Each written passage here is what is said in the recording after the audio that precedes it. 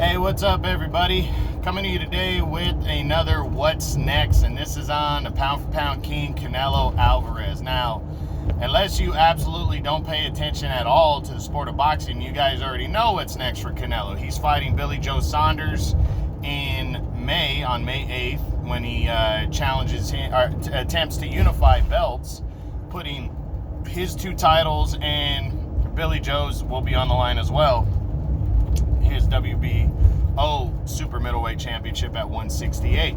Now, after that, we kind of know what's next after that, too. As long as Caleb Plant is not injured and Canelo doesn't come out of that fight injured, then Mexican Independence Day weekend, Canelo should be attempting, if he beats Billy Joe Saunders, of course, which I think most people, he's the favorite and most people would pick him to win that fight.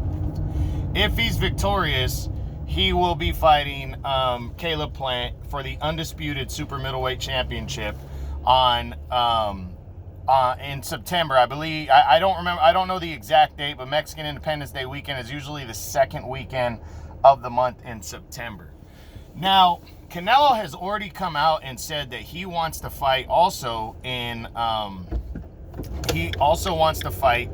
December if he comes out not injured. Now, you know, I've already done a couple videos on what I think and who I think he could possibly take on if that's the case. You know, but let's jump through, because obviously the two options that I mentioned aren't the only options out there. Canelo can fight whoever he wants, and I really think anybody from 160 to 168 are chomping at the bit to fight him. I think anybody from 160 will move up and fight him if the opportunity's there. And I think anybody at 168 would be down to take him on too.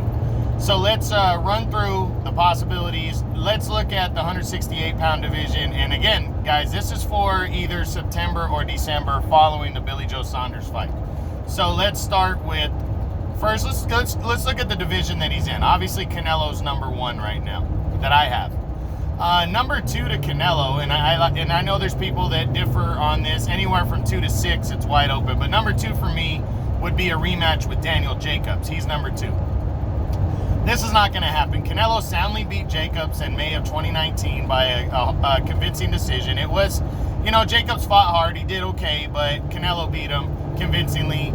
And Jacobs hasn't really done anything since. In his last fight, he looked terrible. So, and I really doubt, unless Jacobs comes in and gets a couple monster wins and becomes a champion, I really don't think Canelo would consider him for the end of the year. I really doubt it. He already beat him once, doesn't need to beat him again. Number three is former WBA super champion Callum Smith. He just dominated Callum Smith. Smith didn't do anything to him. Plus, he's not a big name. And so there's no way he fights Callum Smith. Number four is the undefeated former two-time champion David Benavidez. Now, this is a fight a lot of people would want to see, but I'm going to tell you right now, don't count on this fight for December. Canelo, here's the thing. A fully focused David Benavidez is probably the biggest threat to Canelo in from 160 to 168. But why would Canelo fight him now when Benavidez hasn't earned this shot? Benavidez has lost his title on the scales. He lost his title prior to that for testing positive for cocaine. And who has he beaten? He's beaten Anthony Durrell. That's pretty much who he's beaten the last couple of years. Prior to that, he didn't really beat anybody monster and big. You know, he doesn't have any big names on his resume after Durrell. And Canelo, you know, Benavidez is going to have to earn this shot. Now, he might be able to get himself in line to becoming the WBC's number one contender, but Canelo is not going to fight him in 2021. Just don't count on that. You know, it's just not going to happen. Number five is the undefeated. Well, I think I have the undefeated Caleb Plant at number five. Again, he should be fighting him in September on Mexican Independence Day weekend, barring Plant is not injured from his last fight with Truax, which I don't think he is, and Canelo doesn't get injured himself. So that's who he should be fighting in September. Number six is Billy Joe Saunders, the undefeated WBO champion. They are fighting next on May 8th. So we already know that those two guys are going to collide. Now, number 7 to 10 is kind of wide open. I believe I have now put John Ryder at number 7. Canelo's not going to fight him. Ryder is actually fighting David Morrell for the undefeated David Morrell for the WBA regular championship. You know, if Ryder were to pull off the win here, I don't think Canelo would completely rule out fighting Ryder, but I don't see it. Why go against a British fighter? Doesn't have that big of a name. Why go against him when he has other big name options to take on by the end of the year? So I don't see this one. And then I believe number 8 was Lionel Thompson. I had at number 8. And, you know, Thompson, he is an awkward style and has no name, and nobody really wants to line up to fight him. So I don't think Canelo would take him on because he just doesn't have the name and the profile. And then the back of the top 10, I believe I got Anthony Durrell and Kyrone Davis right there after their draw. Neither one of these guys deserve a shot at Canelo, so this fight ain't happening. Don't plan on this fight at all. No way Canelo takes on either one of them. Now let's run through the top 10 middleweights at 160 that would come up and fight him. Here's where the real possibilities are for the month of December. Let's start with the number 1 middleweight in the world right now, a third fight with Triple G, Gennady Golovkin. Absolutely think this fight is possible. Triple G looks like he's not going to fight Jaime Munguia after all, like we thought. Looks like he's going to end up fighting Ryota Murata instead from Japan in a unification bout. If Triple G wins that fight, I think it's a direct line for him and Canelo in December. I mean, why not? You know, I mean, you know, everybody wants to see a third fight. I don't care what people say about Triple G being old at 39. Triple G can still throw down. Their first 2 fights are razor thin. I think people want to see a third fight. The majority of people want to see a third fight. I think Canelo wants to go in there regardless of age and leave no doubt that he's the better man in a third fight, because the first 2 fights are debatable. Most people felt he lost the first fight. I personally had it a draw, but most people felt he lost the first fight. And then in a rematch, there's a lot of people that think he lost that fight too, even though it was very, very close and could have went either way, and he won a majority decision. I think Canelo wants to prove he's the better man. I think the Zone will really pay him a lot of money to fight Triple G a third time, because they're trying to get their money's worth of Triple G's contract. Triple G signed a 6-fight deal back in September, September or October of 2018, and in that time frame, he has not delivered with a big fight, and he's coming up on his 4th fight. He's got 3 more, and they're paying him over $16 million a fight. So they want to get a return on that investment, and the biggest return is a third fight with Canelo. So I really think in December, or if the plant fight falls through for September, we definitely could see Triple G and Canelo 3. Next up is the undefeated middleweight champion, Jermall Charlo. Another fight I think is very possible. Here's why. I believe Canelo is going to sign 1 or 2 fight contracts going forward. I think that's going to be his new thing. I don't think he's going to sign a big, long-winded contract, because I really think if he signs a 1 or 2 fight contract, whatever company he has that contract with will pay him a shitload of money to return to fight for them, or the other companies like Showtime, ESPN, Top Rank, all them, they're all going to pay crazy amounts of money to get him to come fight for them if he's available. So that's why I think Canelo is playing this one smart. Now, he has a 2-fight deal for DAZN. He already got 1 done with Avni Yildirim. Now he's fighting Billy Joe Saunders in May on DAZN. After that, Caleb Plant is a PBC guy with Al Heyman. I think they are going to bring Canelo over, and he might just sign a 2-fight deal. And if he signs a 2-fight deal and fights Caleb Plant first, I am putting my money on it right now. If he signs a 2-fight deal with the PBC, Showtime, Fox, I'm telling you right now, he's going to fight Jermall Charlo in December, if he fights in December. So count on that to happen if he ends up signing a 2-fight deal. I'm telling you right now, that's what's going to happen. So there's that. Number 3 is Demetrius Andrade. I don't see him fighting Andrade. Andrade hasn't done anything. He's going to fight Liam Williams next, who's not a big name.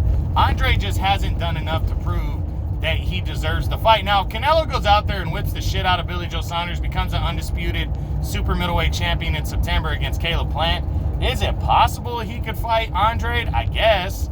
But would he want to fight him and take that chance? I just don't see it. So it just, Andre hasn't done enough. It's high risk, low reward. You know, he's not going to get a lot of props for beating Andre, which I still think he would no matter what.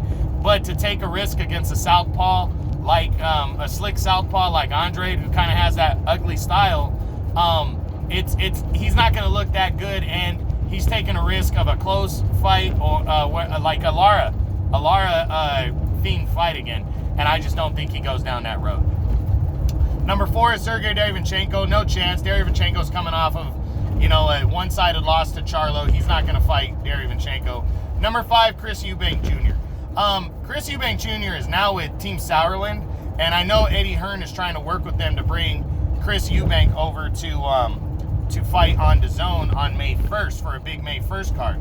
Now, if that happens, maybe Eubank, because he talks a lot, maybe he could be possible. But again, if Canelo signs a 2-fight deal with the PBC, I don't believe Eubank is going to be the second opponent of that deal, or even the first one for that matter. So I'm going to say no to this one. I don't see it. Now,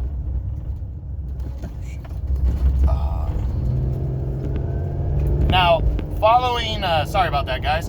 Now, following a showdown with with a possible showdown with Chris Eubank, number 6 at middleweight right now is the WBA super champion Ryota Murata. Now, this one's interesting. Canelo almost fought Murata last year. You know, I don't know if people remember that, but Canelo almost fought Murata.